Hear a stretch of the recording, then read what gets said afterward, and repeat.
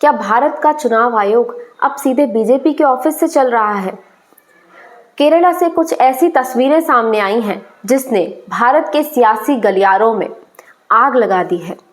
सरकारी चिट्ठी और उस पर मोहर बीजेपी की। मामला केरला का है।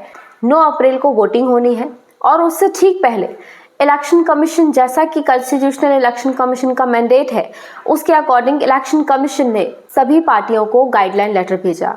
और यहीं पर ट्विस्ट है, जो लेटर चुनाव आयोग के द्वारा पार्टियों को भेजा गया उस पर रूलिंग पार्टी की मोहर लगी हुई है।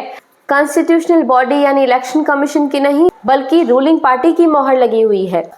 और अब इस पर अपोजिशन हमलावर है। विपक्ष, स्पेशली जो CPIM है वो और कांग्रेस ने इसे हाथों हाथ लिया। उनका कहना है कि अब इलेक्शन कमीशन ने दिखावा करना भी बंद कर दिया है, कम से कम डेस्क तो बदल लेते।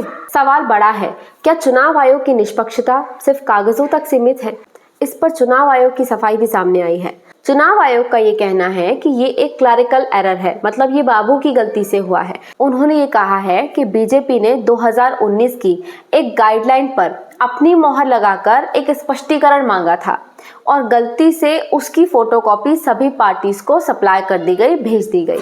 और इस गलती के लिए एक अधिकारी को सस्पेंड भी किया जा चुका है।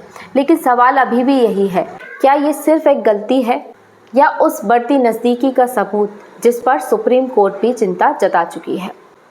अगर ये गलती किसी आम इंसान से हुई होती तो उसका पर्चा तक रद्द कर दिया जाता।